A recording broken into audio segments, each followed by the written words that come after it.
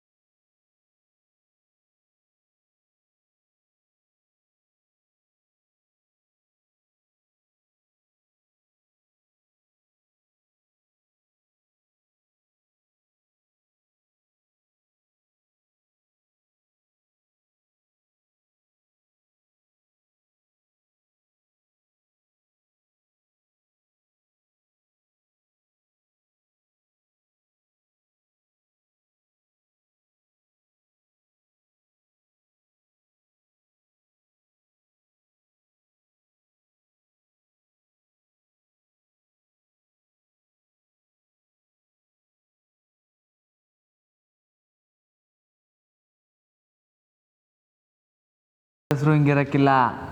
ನೀನು ಶಾನೆ ಅದೃಷ್ಟವಂತೆ. ಅದಕ್ಕೆ ಹೆಂಗೆ ಓದಿದ್ರು ಒಂದೇ ಥರ ಇರ್ತದೆ. ಅಲ್ವಾ? Thank you so much uncle. ನಿಮಗೆ ತುಂಬ ತಲೆ ಇದೆ, ನೀವೇನೇನೋ ಹೇಳ್ಕೊಡ್ತೀರಾ. I like you so much uncle. ಜಾಣ.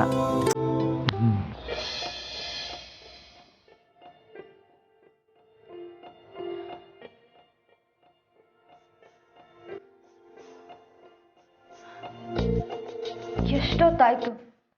ಇಲ್ಲೇ ಪಕ್ಕದೂರಲ್ಲಿ ಯಾರ್ದೋ ತೋಟ ಅಂದರು. ಇಷ್ಟೊತ್ತು ಬೇಕಾ ಬರೋಕ್ಕೆ?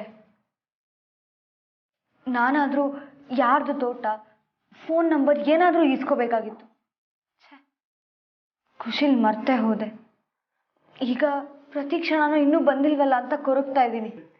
ಜಾನು, ಈ ಥರ ನಾನು ಯಾವುದಾದ್ರೂ ವಿಷಯಕ್ಕೆ ಕೊರಗ್ತಿದ್ರೆ ಪ್ಯಾರನೋಯ್ ಅಂತ ಬೈತಿದ್ದವಳು ನೀನು. ಬಿಡು ಜಾನು, ರಾಮಣ್ಣ ಬರ್ತಾರೆ. ಪಾಪ ಏನು ಕೆಲಸನೋ ಏನೋ. ಅದು ಅಲ್ಲದೆ ಊರು ತುಂಬ ಪರಿಚಯ ಇರೋರು ಬೇರೆ ಇದ್ದಾರೆ. ಯಾರಾದರೂ ಸಿಕ್ಕಿ ಮಾತಾಡಿಸ್ತಿರ್ಬೋದೇನೋ. ನೀನು ತಲೆ ಕೆಡಿಸ್ಕೋಬೇಡ. ಮೂವತ್ತಕ್ಕೆ ನೀವು ತಲೆ ಕೆಡಿಸ್ಕೊಬೇಡಿ. ಅಣ್ಣ ಆರಾಮಕ್ಕೆ ಬದಲಿ ಹೆಂಗೋ ಆಸ್ಪತ್ರೆ ಕೆಲಸ ಆಯ್ತಲ್ಲ. ರಾಮಣ್ಣಂಗೆ ಅಮ್ಮನ ಆಸ್ಪತ್ರೆ ಕರ್ಕೊಂಡೋಗಿರೋ ಅಂತ ಗೊತ್ತಾದರೆ ಶಾನೆ ಖುಷಿ ಬೀಳ್ತಾರೆ. ಅಣ್ಣ ಮಾತ್ರ ಅಲ್ಲ, ಸಾಹೇಬ್ರೂ ಶಾನೆ ಖುಷಿ ಪಡ್ತಾರೆ.